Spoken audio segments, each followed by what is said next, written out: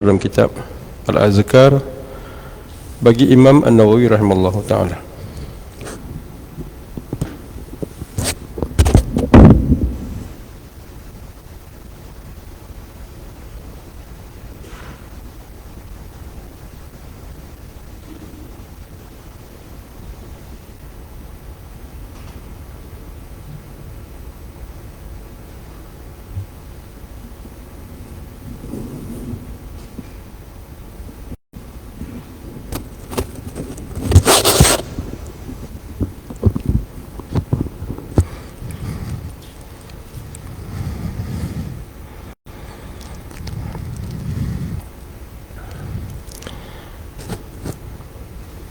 Kalau ikut catatan Cikgu Rahim 59 lah. Okey. Di bawah tajuk bab ma yaqul idza dakhala baitahu. Bab pada menyatakan apa yang patut kita baca bila masuk rumah. Kita dah sebut hari itu di awal permulaan perbincangan kita, di awal kitab ni, di awal perbincangan tajuk ni, dikatakan kita sebut bismillah. Istahabu ayyaqula bismillah. Allah. Depan lagi.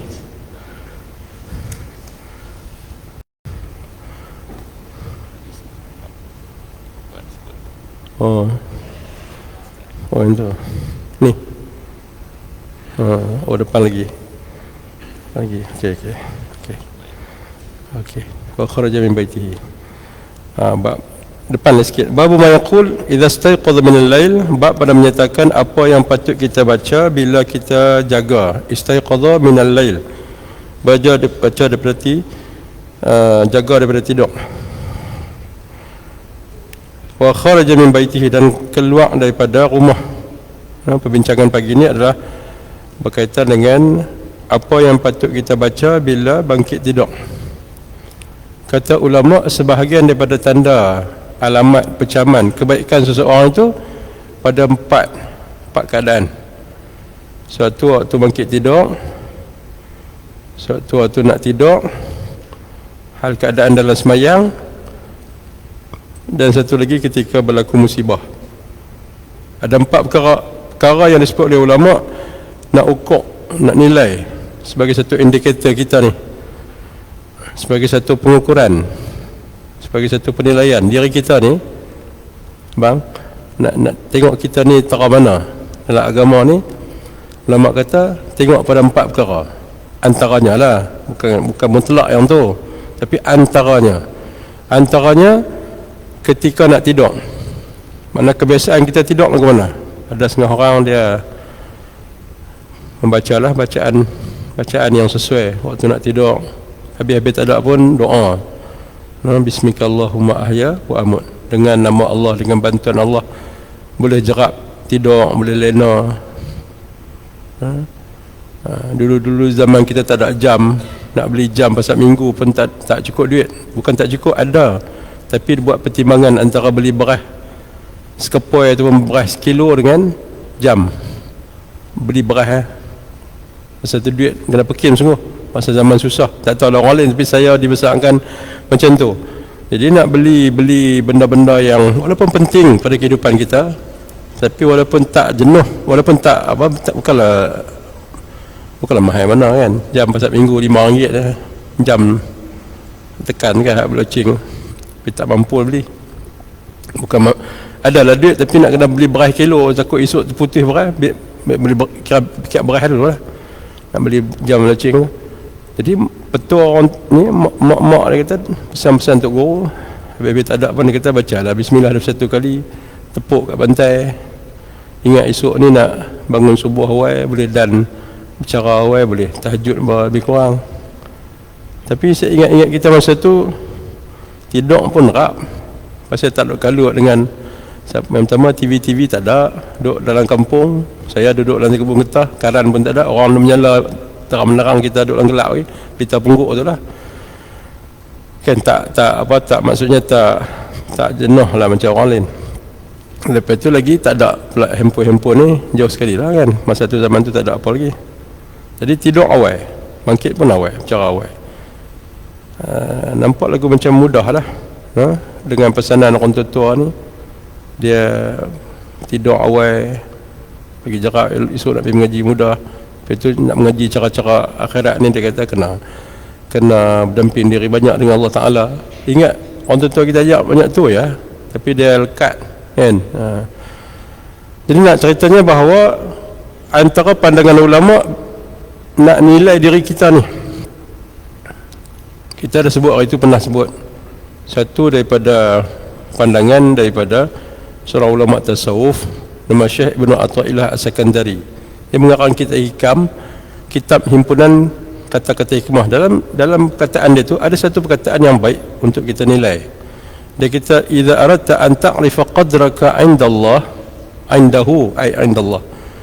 Kalau kita nak nilai diri kita di sisi Allah SWT, fanzur, perhati tengok, fi madza yuqimuka, di mana Allah memposisikan kita. Waktu-waktu yang perdana, prime time ni, macam kita orang Islam, waktu awal subuh lah. Waktu awal subuh ni, kita duduk di mana? Allah menempatkan kita. Keadaan mana? Macam lah ni, alhamdulillah, kita bakat cara awal bangun sebelum subuh dan buat tahajud sikit, dan sunat subuh dan solat subuh jemaah di masjid pula. Lepas itu sambung dengan zikir inna asyrafal awqat. Disebut di awal kitab azkar yang kita baca dulu ni, semulia-mulia, sebaik-baik pada pandangan agama, no? Mengikut perkataan daripada Imam Nawawi, sebaik-baik masa untuk kita berzikir kepada Allah, az-zikru ba'da salatus subh, zikir selepas solat subuh. Jadi di sini kita dapat ambil fahamlah atas apa yang disebut oleh ulama tadi ni. Nak nilai diri kita ni elok lagu mana, bagus ke, pada pandangan agama. Pada pandangan orang tak tentu kalau ikut selera dia lah kan. Kalau kita rajin pergi duk bercara kenuri kenara apa semua tu, sebahagian besar orang kata baguslah, bagus. Macam zaman saya dulu ni, zaman saya kecil-kecil, mak saya duk peringat, hang ingat dekat somebody lah, penghajit hang ni, contohnya, dia sebelum subuh dia main belekat api lah, nak menanak nasi kan, nak menanak ni lah, nak penaik gulai apa semua ni, gulai kawah, gulai apa ni. Kadang-kadang hak yang bahagian akhirat kurang sikit, tapi bahagian hak yang tu dia ada. Sebahagian orang nampak lagu pada satu sudut bagus lah, tapi kalau tak selari dengan agama, tak ambil berat asas agama ni, agama kata tak sempurna lah, macam tu. Dulu mengaji pun tak jenuh, tak kurang kan. Jadi bila mai beralih umur apa semua ni, bila kita ada pengajian, bila apa semua benda-benda tu kita perbetulkan, alhamdulillah. Lah ni pun alhamdulillah, no? Kalau nak bercakap apa pasal tu, nak pergi ke laut ke, dulu sebelum cakap tanah atau pagi tak ada masuk subuh, pergi ke laut dah. Bila ni hek mengaji ni, alhamdulillah, nelayan-nelayan kita hak duduk di ni kan, di pantai di ni apa semua ni, alhamdulillah. Lepas adalah kira bercara bab agama ni. Bila kita habaq konsep rezeki, bila kita habaq duk khutbah, duk kuliah, habaq tentang konsep rezeki. Kalau nak jadi rezeki kita, habuan kita, insya-Allah ada. Kalau kita gelut, kita tengah lawan apa, kalau bukan habuan kita, bukan rezeki kita, macam pemang-pemang lah ni, no? Kalau kita pergi kedai beli ikan agak-agak mahal sikit, tuan-tuan kena ingat, lah ni ikan kurang. Saya duk campur dengan orang nelayan ni, memang lepas lah ni hasil kurang, sebab laut pun tak apa nak ni, bergelora kan, jadi hasil kurang. Jadi mereka pun kadang-kadang tekau boleh, tekau tak pergi ke laut ni. Bila sumber ikan kurang, ikan tu ni lah kan. Saya pun duk pakat dengan mereka lah ni, duk supaya jangan sampai putus harap dengan Allah Ta'ala.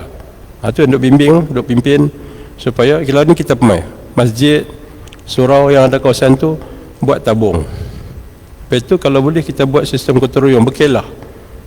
Siapa ada apa-apa keluar, kita penaik nasi. Lepas tu ada apa-apa, ni sekejap lagi saya nak pergi beli telur, saya kita beri beras, beli telur, penaik pakat makan lah, beda lapik perut. Jangan bagi ada orang kampung yang tak terputus makan sehari sampai tak jumpa nasi. Jadi kita buat macam tu lah. Jadi yang saya nak sebut, bagaimana ulama mengatakan idza aradta an ta'rifa qadraka 'indahu. Tapi saya bukan jenis abang kata bila ikan mahal jangan inilah kurang makan ikan. Saya bukan macam tu, kita sediakan alternatif. Bila sumber ikan kurang, kita rasai denyut kepayahan nelayan tu. Jangan sampai mereka putus harap dengan Allah, jangan sampai tak semayang, jangan sampai duk melengung nyerangguh duk di pelenggak tu, sampai menyembang sampai tak teringat hubung kait antara rezeki hak kelak tu dengan semayang bang kita.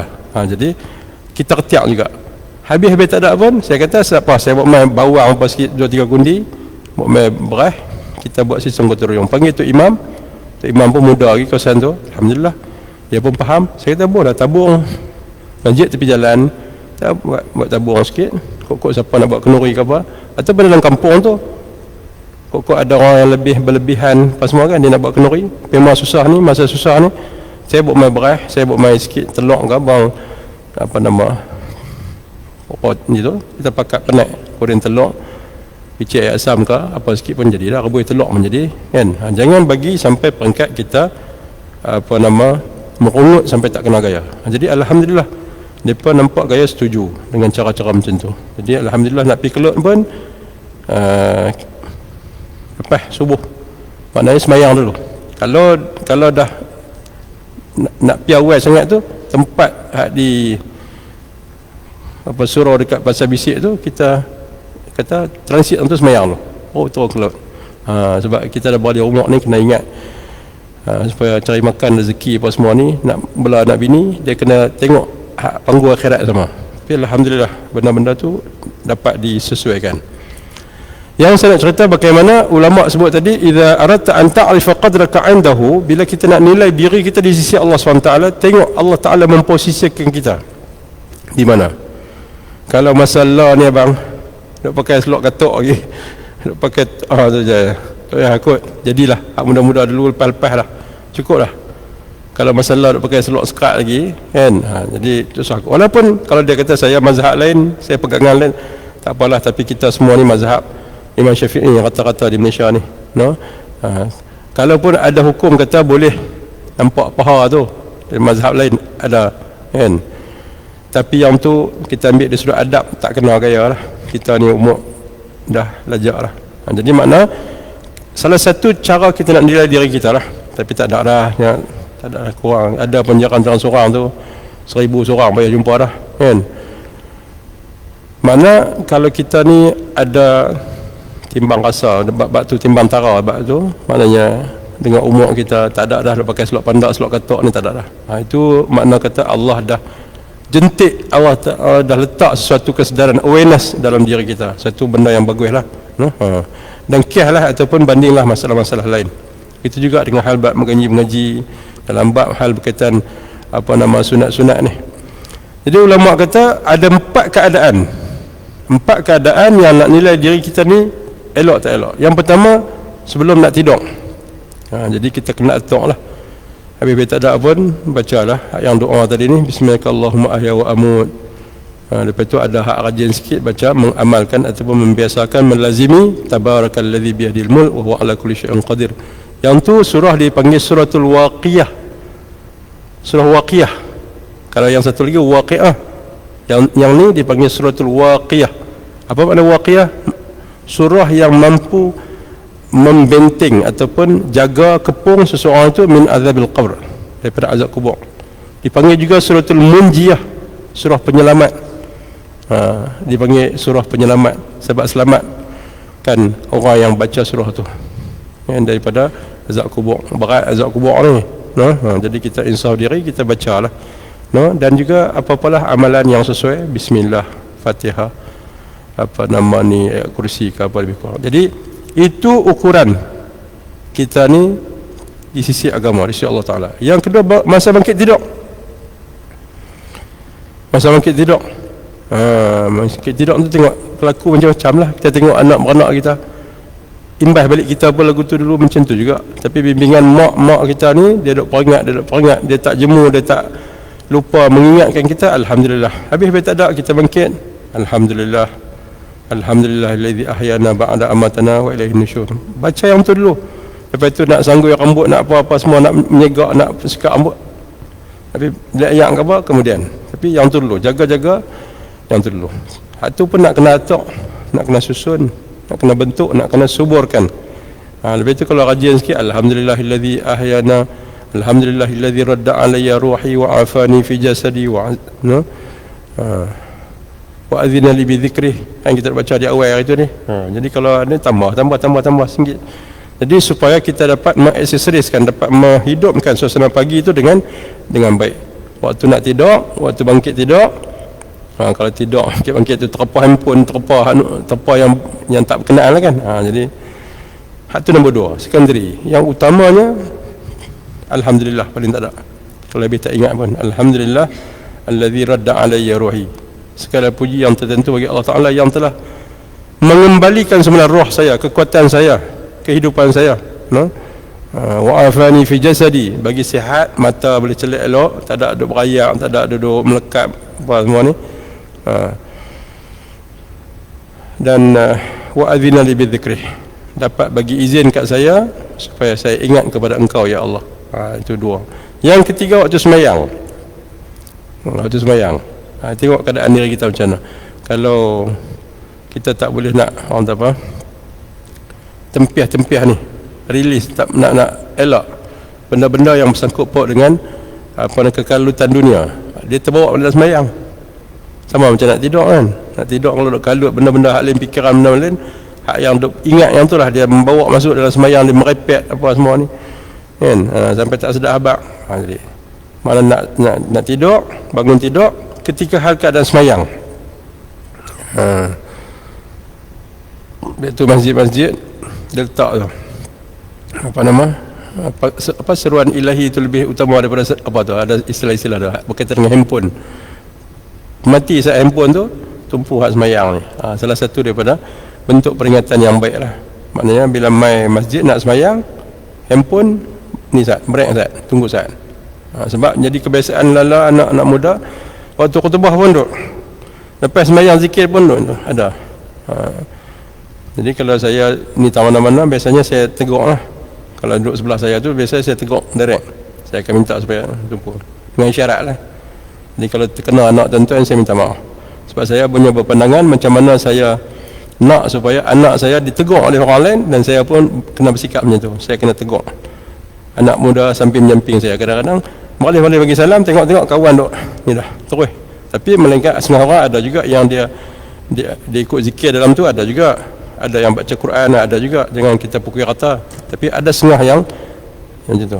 Yang setengah yang macam tu kita tegur. Tapi ada juga yang dia menggunakan handset dia, keluar handset baca zikir. Ada, saya jumpa anak muda. Dan juga baca Quran daripada zikir, daripada handphone lepas sembahyang. Itu kita tahu lah kan. Tapi ada juga kebanyakannya yang habis sembahyang tak kira. Tambah bukan anak muda saja, hak yang lapis-lapis kita pun dia terbawa-bawa kan. Jadi kita melainkan kadang ada kepentingan-kepentingan yang perlu disegerakan. Jadi ini di antara sedikit tata cara. Babu mayaqul, yang keempat. Satu kan, ketika berlaku musibah. Ketika Tuhan uji kita dengan kepayahan, kesulitan, masa tu kita nak handle tu, nak handling masalah tu macam mana. Sebab itu dalam hadis disebutkan as-sabru 'inda sarmatil ula. Sabar ni ketika pertama kali masa kena tu. Masa kena apa? Masa kena pisau ke? Dulu kan kak kena pisau kan. Tak jangan pergi ke dapur kan, ni bawang apa semua. Masa tu dia terlajak pergi kena kuku ke apa semua. Terheret sikit apa ujung jari tu. Masa kena musibah tu, apa perkataan yang keluar dulu? Kan? Kalau keluar cabuk sungguh cabuk lah. Setengah orang kan cabuk kan keluar. Kalau setengah orang dia keluar tapi jarang sangat nak keluar innalillahi wa inna ilaihi raji'un. Hak ni jarang sangat. Hak ni orang terpilih saja. Tak tahu lah kan. Tapi kalau boleh kena ujung-ujung jari tu, kena lajak pisau ke apa sikit kan, ataupun cukup-cukup misai ke apa, tarik misai terkena kabit sikit kat tangan ni nak keluar dulu apa cabuk semua. Kalau cabuk kalau alhamdulillah habis tak ada pun diam ke, teringat ini ada apa-apa tak kena itu 4 keadaan. Satu nak tidur, satu bangun tidur, satu masa semayang, yang keempat masa musibah, masa Tuhan uji kita dengan kepayahan, kesulitan. Masa tu diri kita lagu mana? Sama ada kita ingat bahawa sesuatu tu daripada Allah SWT, ataupun kita kadang-kadang hanya berlega dalam orientasi akal kita, hidup kita, kebiasaan kita. Hak dia buat yang tu, biasa buat yang tu, melatah. Hak dia biasa dia sebut cabuk. Itulah keadaan diri kita. Itu pesanan ataupun cara ulama menilai diri. Bab yaqul idza istaqadha min al-lail, bab pada menyatakan bila bangun daripada tidur waktu malam dan keluar daripada rumah. No? Qala Syekhul Musannif rahimahullah taala, kata pengarang, yustahabu lahu, digalakkan lahu baginya. Digalakkan baginya, bagi seseorang yang bangun daripada tidur waktu malam, no? Idza istaqadha min al-lail, idza mana apabila, istaqadha mana jaga ataupun bangun, minal laili daripada waktu malam, wa kharaja min baitihi, dan keluar dari rumah dia. Digalakkan, dia bukan wajib tapi satu saranan agama. Jadi dia bukan wajib, status dia bukan wajib, tapi yustahabu, digalakkan. Yustahabu lahu, digalakkan baginya, bagi siapa-siapa yang bangun tidur dan keluar rumah. Bila keluar daripada, jaga daripada rumah, jaga daripada malam, waktu malam, keluar daripada rumah, an yanzura ila sama', an makna bahawa, sambil-sambil itu bolehlah makna sepatah dua, kod-kod, jadi habuan kita boleh tahu sepatah dua bahasa Arab. An yanzura min baitihi ila sama', bahawa dia menengok, nazar mana parti, apa nama ni panggil apa, langut, ila sama', ke langit, ataupun dongak kat atas kan? Itu apa nama ni, sunnah ataupun kebiasaan Nabi SAW. Bila bangkit tidur waktu malam, keluar rumah tengok, ataupun buka tingkap tengok langit, tengok bahagian atas, dongak ke langit. Dan Nabi SAW pun kalau ikut riwayat, ketika maulid, ketika mana dilahirkan dulu dalam keadaan dongak ke langit. Itu cara keadaan Nabi keluar daripada perut mak Sayyidatina Aminah. Wa yaqra'ul ayatul khawatim, dan membaca ayat-ayat penyudah, ayat-ayat penghabis, min surati Ali Imran, daripada surah Ali Imran. Bermula dengan ayat inna fi khalqis samawati wal ard. Ayat tu sesungguhnya, inna tu sesungguhnya, fi khalqi, pada penciptaan, as-samawati wal ard, langit-langit dan juga bumi. Ayat tu ila akhir surah, sehingga habis surah. Dua muka surat, ayat tu. Jadi itu yang disusun oleh ulama berdasarkan apa yang Nabi buat, bukan ulama buat sendiri tak. Yang ini disarankan, digalakkan, bila bangun daripada tidur waktu malam, keluar rumah tengok langit dan baca ayat-ayat daripada akhir penghabis penutup surah Ali Imran. Dia ada dua muka, muka kanan, muka kiri, yang bahagian last sekali. Bermula dengan ayat inna fi khalqis samawati wal ard wa ikhtilafil laili wan nahari la ayatin li ulil albab. Ayat tu sampai habis.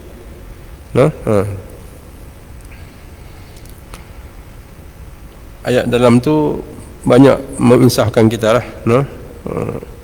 Tuhan kata Rabbana ma khalaqta hadza batila, ya Tuhan kami, engkau tidak ciptakan semua langit bumi ini dan barang antara keduanya batila, sia-sia. Jadi semua ayat tu dapat tu. Jadi apa yang disusun oleh ulama ni sebenarnya bukan rekaan dia, tapi diadaptasi ataupun diambil faham, dibuat rumusan, dibuat konklusi, kesimpulan daripada apa yang Nabi buat. Dia salin balik dalam bentuk penyataan, ayat penyataan. Tapi ambil daripada perbuatan Nabi, bukan ulama reka. Tak. Tengok dia, tengok 62. Jadi tengok, itu apa yang saya sebut tu, rujukan dia. Wa thabata fi sahihain, dan sabit Makna sabit ni makna tetap, makna terdapat, makna tertera ataupun makna terdapat lah. Sabatannya sabit makna ada, tersemat, termaktub. Fi sahihain, dalam dua kitab sahih. Bila sebut sahihain ni merujuk pada Imam Bukhari dan kitab Imam Bukhari, Imam Muslim. Itu yang menyusun kitab hadis yang utama mengikut syarat-syarat sahih yang mereka letakkan. Syarat ala sahih ala syarti Bukhari, sahih ala syarti Muslim. Sebab apa dua ulama ni berada pada tingkatan yang tertinggi dalam senarai kitab-kitab hadis ni ataupun senarai ulama-ulama hadis ni? Sebab syarat yang dikenakan untuk nak menghukum ataupun menstatuskan hadis tu sahih lebih berat berbanding dengan ulama-ulama lain. Yang tu saja. Syarat Imam Bukhari ni ketat lagi. Syarat kedua Imam Muslim. Dan ulama-ulama lain hadis, ulama hadis lain pun sama juga, ada syarat dia, tapi longgar sikit. Dan hukum hadis tu sahih tu bukan berdasarkan mutlak. Imam Bukhari sahih, kata sahih, sahih, muktamad. Imam Bukhari sebut sahih, dua ni saja yang pakai sahih, tak. Itu janggal juga. Banyak lagi kitab-kitab hadis sahih yang lain, Mustadrak Hakim semua.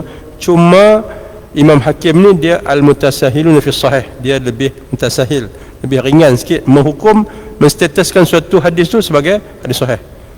Tapi masih dalam pertimbangan, masih dalam benda yang dibenarkan, diberikan. Dan banyak lagi kita hadis sahih ataupun hadis yang berada pada kedudukan sahih mengikut penilaian daripada banyak ulama hadis. Contohnya hadis yang terdapat dalam kitab-kitab yang lain seperti kitab Musnad Imam Ahmad Ibn Hanbal yang besar, 9 jilid, ada kat rumah setongkoi pun besar-besar. Jenis di kitab tu dia besar-besar, dia saiz A3 ke, yang besar sikit pada A4 tu, A3 kan. Dia punya kitab tu dia 9 jilid tapi dia saiz dia besar. Yang tu Musnad Imam Ahmad Ibn Hanbal. Dia banyak kitab hadis sahih dalam, banyak hadis sahih dalam tu. Dan banyak kitab-kitab hadis, 50 ribu kitab hadis, bukan dua Imam Bukhari, Imam Muslim saja, banyak. Cuma syarat Imam Bukhari, syarat Imam Muslim tu lebih ketat. Itu saja. Dan sabit pada dua kitab sahih ni, jadi bila sebut dua kitab sahih ni mana kemas lah, maksudnya macam tu. Tapi tidak menafikan ataupun tidak menolak hadis ataupun sumber-sumber kitab sahih yang lain. Terdapat dalam dua kitab sahih ni anna Rasulullah SAW, bahawa Rasulullah SAW kana yaf'alu, adalah baginda tu, kana adalah baginda yaf'aluhu, melaksanakannya. Melaksanakan apa? Melaksanakan bila bangun tidur, keluar pada rumah sikit atau menjenguk sikit ke langit, jenguk sikit daripada tingkap tu, tengok langit. Saya yang ni dulu masa mula-mula nikah tu duk ajak orang perempuan buat, tapi lah teko-teko ni jarang lah, tak kerap, teko-teko teringat. Kalau boleh lazim bagus. Tengok ila nazar ila sama', melainkan tengok langit. Ada dalam kitab Sahih Bukhari tak sebut tengok langit, cuma bangun tidur keluar pada rumah. Dalam hadis Muslim dia tengok langit, macam tu. Berbeza riwayat. Fa fi Sahih Bukhari duna Muslim. Dalam kitab Muslim tak sebut tengok ke langit, tapi dalam kitab hadis Bukhari sebut. Satu. Yang kedua, hadis yang seterusnya, wa thabati fi sahihain, dan ada terdapat dalam dua kitab sahih, an Ibnu Abbas, daripada Sayyidina Ibnu Abbas. Ibnu Abbas ni sepupu Rasulullah SAW, anak keponakan Nabi, nama Abbas. Dia ni ulama ataupun sahabat Nabi yang mahir dalam tafsir. Ada tafsir Ibnu Abbas, dan alim dalam bab fiqh, dalam bab urusan agama. Kemudian didoa, individu yang didoakan khusus oleh Nabi. Ini antaranya Ibnu Abbas, Nabi doa khusus kat dia. Sayyidina Anas, Nabi doa kat dia. Dia duk nanam, cucuk tanam, Tuhan Nabi doa kat dia bagi subur tanaman dia, menyebabkan hasil pada kesan pada doa Nabi itu, tanaman dia subur, buah banyak kali setahun. Lepas itu beranak banyak. Itu berkat doa Nabi. Jadi ada ulama yang susun kitab individu yang didoakan, yang pernah didoakan oleh Rasulullah SAW. Ada kitab dah. Kalau rajin pergi kedai buku cari jumpa. Tapi versi Melayu ni saya tak pastilah. Tapi kalau Arab ada individu yang pernah didoakan oleh Rasulullah SAW. Ada macam-macam doa. Ibnu Abbas ni salah seorang daripada sahabat Nabi yang didoakan oleh Rasulullah SAW. Apa doa Nabi kepada beliau? Antaranya Nabi doa, Allahumma faqihhu fid din. Ya Allah, bagilah sepupu aku ni Ibnu Abbas ni mahir dalam urusan agama, dalam bab agama, faqih, alim dalam bab agama. Wa alimhu ta'wil, dan bagi dia alim dalam bab mentakwilkan, maknanya mentafsirkan sesuatu perkara ataupun kejadian peristiwa mengikut kapasiti, mengikut orientasi agama. Sebab itu Ibnu Abbas ni mahir terkenal dalam bidang tafsir. Ada tafsir Ibnu Abbas, saya pun jumpa sekali kitab tu, besar di Kelantan. Banyak tahun dah kan, nak beli tak ada duit lagi, himpun tak sampai waktu lagi. Tafsir Ibnu Abbas ada dalam, saya tengok dalam pustakaan ada. Siapa-siapa nak wakaf boleh. Saya dah usahakan lah ni di Ma'had tu, selain daripada kita dah bina bangunan 3 tingkat, habis dah dekat 3 juta tu proses ni habis dah.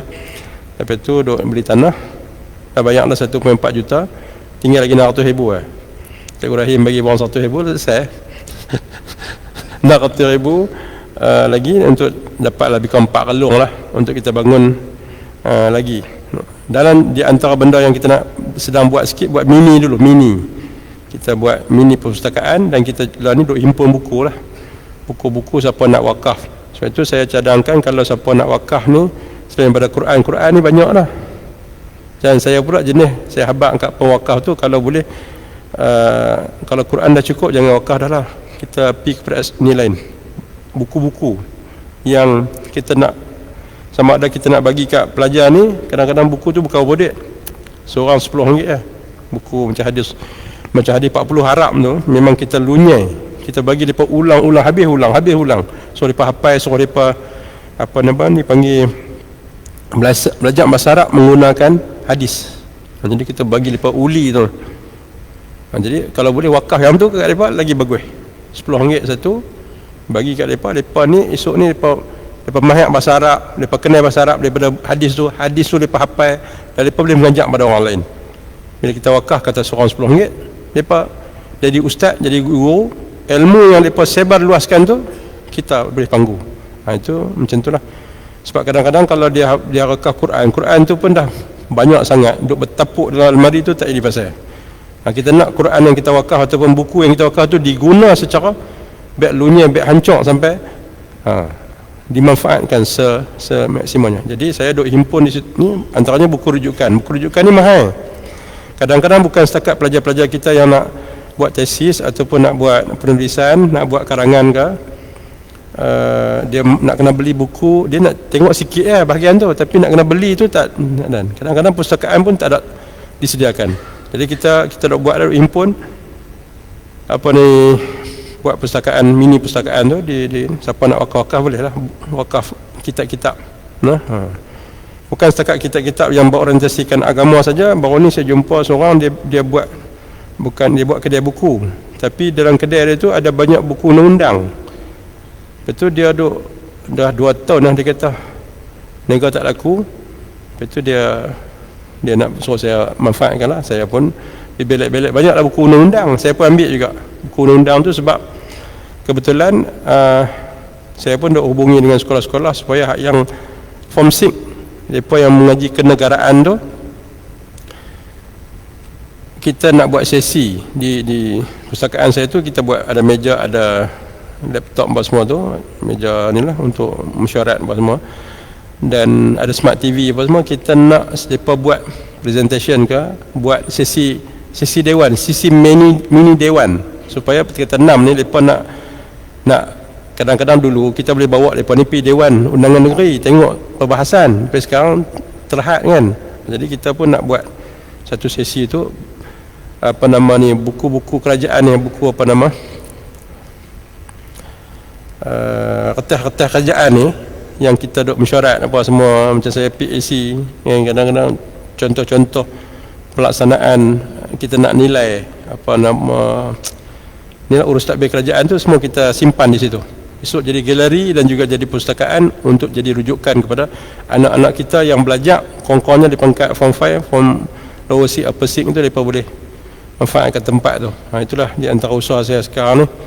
Bukan setakat buat ma'had tahfiz tu, tapi kita nak sediakan satu daripada galeri dan juga pusat bacaan lah, untuk anak-anak kita buat tesis atau membuat nak buat penulisan apa. Jadi nak kena buku banyak, nak beli pun modal besar juga lah. Jadi siapa-siapa yang berhajat boleh. Itu di antara bentuk wakaf ataupun bentuk sumbangan yang saya uruskan. Wa thabata fi sahihain, dan sabit pada dua kitab sahih daripada Ibni Abbas. Jadi Ibni Abbas ni Nabi doa kat dia, ya Allah bagilah dia ni faham agama, kerana di antara penilaian baik seseorang tu menurut kacamata agama bila dia faqih dalam agama. Kalau Tuhan nak kita ni jadi bagus, Tuhan bagi kita faham agama, urusan agama. Itu cara salah satu penilaian lah yang dibuat oleh Nabi SAW.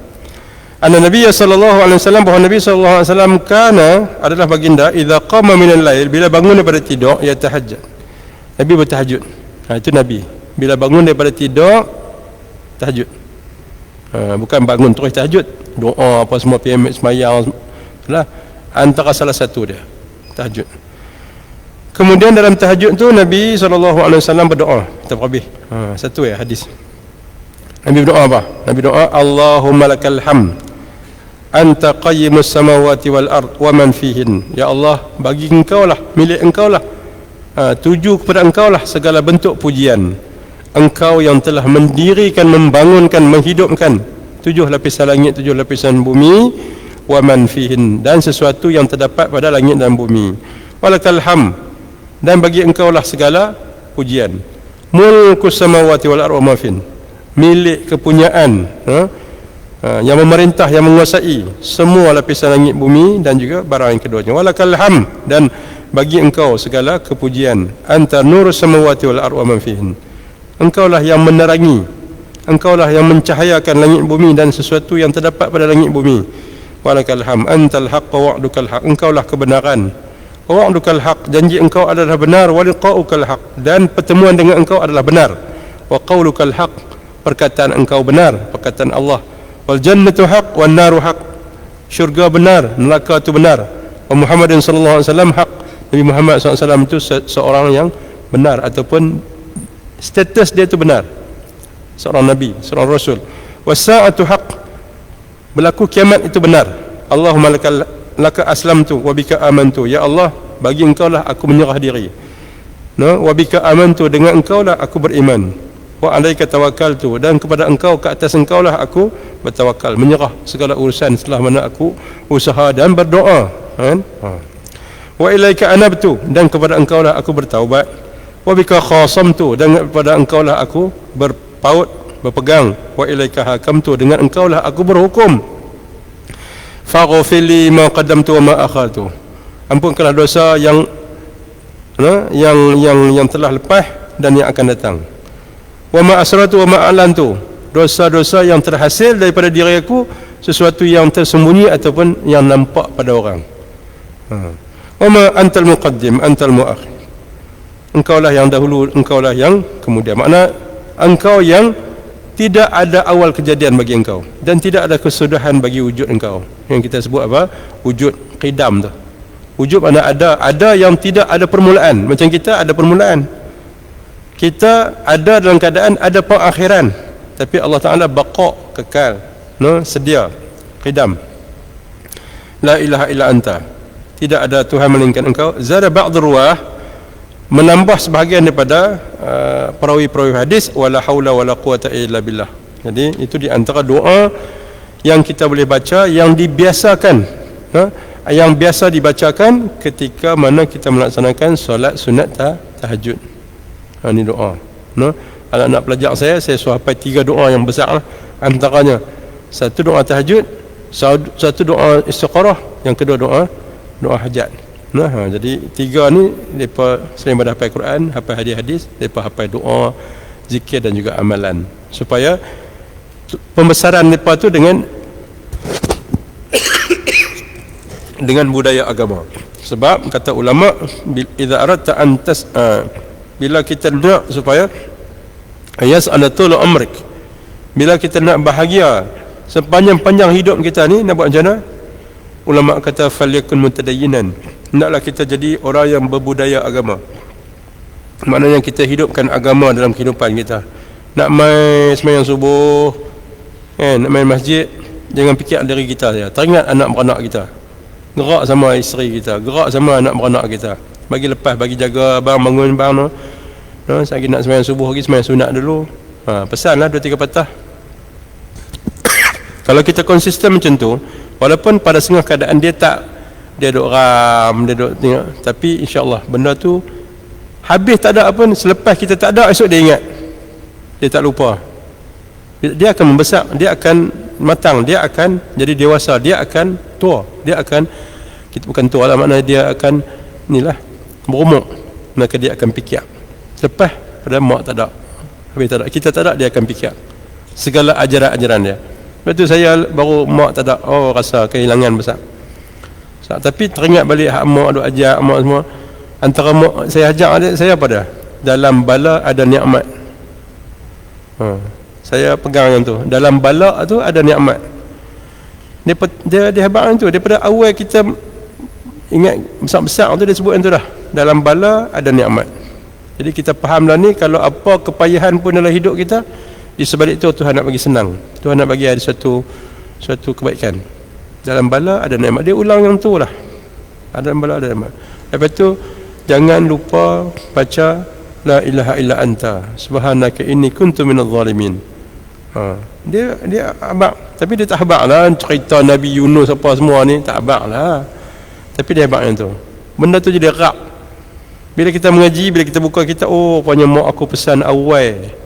Benda tu sebati dalam diri kita. Kita masa mana pun sebut la ilaha illa anta subhanaka inni kuntu minadh zalimin. Bila mai kelarai apa, susah apa, rawit apa, ada kebuntuan dalam hidup kita, baca yang tu, Allah bagi kelapangan. Allah bagi kelapangan. Baru ni duk fikir pasal apa? Lawyer telefon. Kena sedia ustaz tu 150,000 daun deposit untuk pembayaran pembelian tanah tu.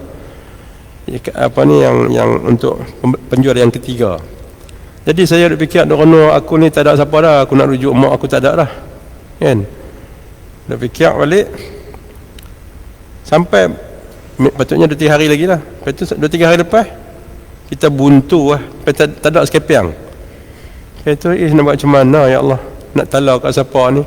Nak tala kat Dr. Elih pun berapa kali minta lah. Kan dia duk bagi rupa hari tu, rupa ton baru pergi bayar baru ni, ambil pula sikit. Kan? Lepas tu 3 ton ke ambil Dr. Elih. 3 ton punya ni baru bayar 40,000. Lepas tu baru fikir, teringat mak ni, kita duduk saja-saja dengan mak kita tak ada dah. Dulu boleh juga duduk tukar-tukar 2 hari sekali pergi bacalah Waqiah lah, Tabar apa semua mak surat kat dia. Kan dia pun dengar lah, tak ada dah. Lah ni dia ingat kita baca tahlil kat mak. Lah ni teringat kat mak baca tahlil, dan teringat habislah kat adik-beradik apa semua tu, untuk menekan kita ke apa ke, baca tahlil. Allah Ta'ala ni dia nak bagi mudah. Kita lawyer telefon nak angkat pun tak berani. Lepas tu duduk lapang sikit, telefon pula ada. Ya Cik Zarul, itulah ustaz nak peringat pasal duit tu lah. Tapi kalau ustaz ada 50,000 pun dulu pun tak apa. Saya kata lapang sikit. Ada dalam bank tu 46,000. Kan? Jadi saya kata tak apa, saya bayar 40,000 dulu, saya transfer 40,000, dan lah bulan 1 ni cari pula 100,000 lagi. Tu duk macam tu lah. Yang saya nak cerita tu pengalaman bagaimana kita proses nak beli tanah apa semua tu. Teruk juga tuan-tuan weh.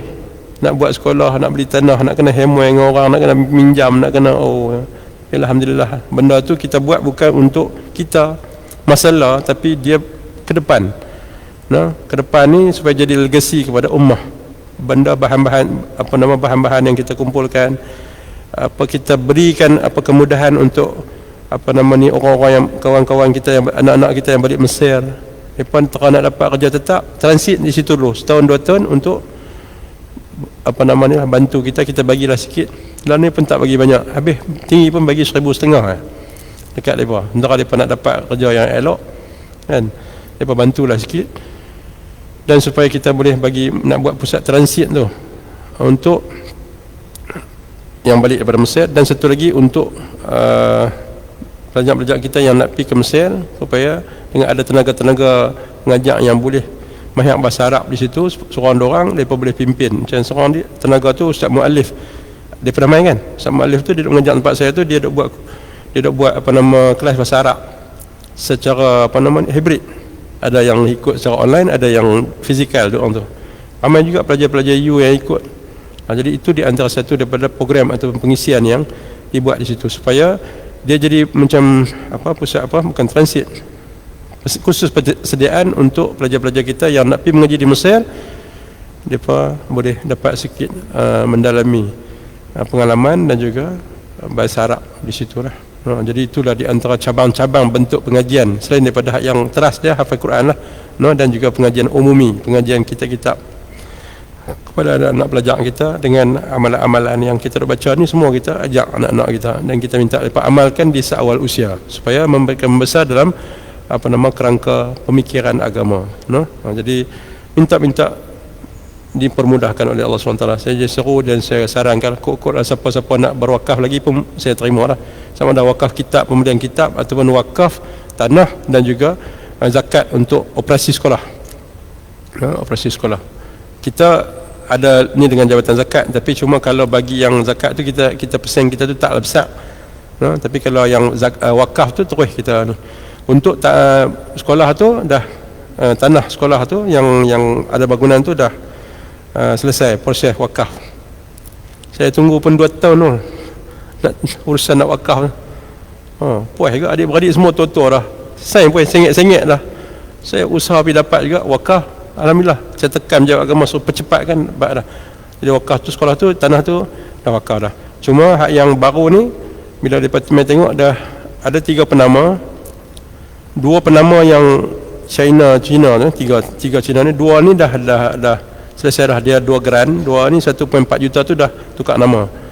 Cuma tinggal satu lagi 600,000 nama ketiga. Lah ni nama saya, dan baru ni pejabat agama mai dia kata ustaz kalau boleh pederah dulu hak 600,000 baru kita buat proses wakaf. Saya kata saya ni tuan-tuan apa nama pejabat agama, saya kata tak boleh lah, kalau boleh saya pun tak tahu hidup mati saya tak tahu.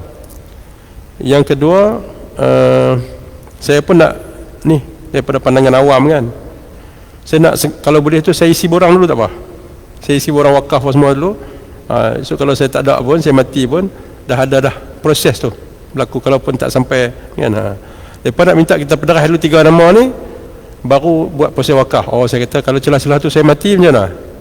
Saya kata saya bagi hak 2 ni, hak dua penama ni biar saya kata bagi wakaf dulu. Hak yang tinggi hak 1 ni dan lah saya cari duit. Kok orang Taman Peruda ni boleh bantu saya selesai 600,000 tu untuk saya cepatkan proses wakaf ni untuk kepada jabatan agama. Lah ni saya nak buat yang 2 tu dulu. Tapi jabatan agama kata kalau boleh 3 tu bagi selesai dulu. Lepas tak tahu kata kita nak cari duit ni bukan dia mudah kan. Jadi saya nak buat proses 2 penama ni supaya tukar nama wakaf kepada jabatan agama dulu. Paling tak ada pun saya kata saya nak isi borang dulu persetujuan wakaf daripada saya untuk tu. Esok kalau kita loop tak apa dah kan, ada proses dah. Jadi itulah di antara proses-proses yang saya rasa saya perlu juga habaq, pasal kadang-kadang benda ni mewakili sahabat-sahabat lain yang kadang berurusan dengan perkara yang sama. Proses untuk nak benda-benda ni dia memakan masa yang agak lama. Jadi terbeban atas kita yang menguruskan, ataupun terbeban atas kita yang mengendalikan sumbangan orang ramai. Ini saya pun tak maulah apa-apa ni kan, kita nak supaya benda tu telus dan benda tu menjadi manfaat berpanjangan sampailah kepada masa depan. Jadi saya ulang sekali, siapa-siapa yang ingin berwakaf tu masih ni boleh lagi lah untuk kita meneruskan pembelian tanah tu, dan habis tanah 600,000 tu saya akan buat proses KM apa semua tu, kita akan ikut proses tu lah. Yang bangunan ni semua sampai dah dekat final stage dah untuk dapat CF, supaya bila saya dah ikut peraturan-peraturan pembinaan PBT itu, esok ni saya boleh bagi nasihat lah kepada ustaz-ustaz lain dan juga sekolah-sekolah yang ada ni supaya ikut prosedur kerajaan tu, buat bangunan berdasarkan spek-spek tu. Habis tak ada pun kita ambil yang spek minima. Kemarin pun saya bincang banyak dengan MPSP dan ada baki lagi 50,000 juga. Cikgu Rahim ingatkan nak selesai dah proses PBT tu, baru ni habis pun kat 100,000 dah. Baru ni masuk mesyuarat OSC, lepas tu sangkut tang nak kena beli hos bomba tu. Hos bomba tu saya tanya-tanya 24,000 apa kan. Tapi tak apa cikgu, depa kata Datuk YDP kata pilah jumpa Datuk SUK, kok depa boleh ambil duit tak mana-mana pergi bantu ustaz. Saya kata minta maaf. Saya kata saya tak mau saya YB ni, saya nak urusan saya mudah, saya tak mau. Saya nak macam tadi, dalam bala ada nikmat. Saya nak rengkuh juga, biar susah tak apa, tapi kerana 50,000 tu saya nak pergi ni, saya tak mau kan. Saya nak cuba juga usahakan supaya kita penuhi prosedur-prosedur tu. Esok ni kita dah ada pengalaman, dan pengalaman tu kita boleh beritahu kepada ustaz-ustaz lain ataupun pengusaha-pengusaha sekolah lain yang mana berjumlah 308 di Kedah ni.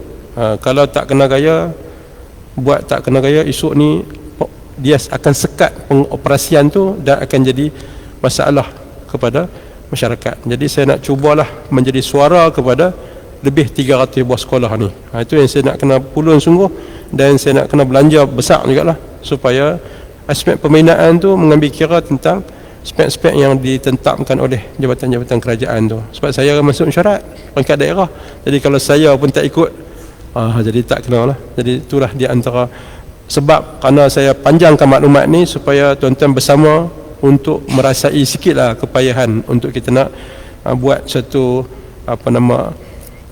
usaha yang melibatkan kepentingan orang ramai dan juga kepentingan ummah ni. Wallahu alam. Mohon maaf. Bismillahirrahmanirrahim. Alhamdulillah wassalatu wassalamu ala Rasulillah wa man nasru wa wala. Allahumma faqihna fid din wa 'allimna ta'wil dinina ila siratikal mustaqim. Allahumma hdina wa hadi bina wa ja'alna sababan liman ihtada bi rahmatika ya arhamar rahimin. Allahumma ja'alna minal ladzina yastami'una al-qawl fayattabi'una ahsanah. Sallallahu alaihi wasallam.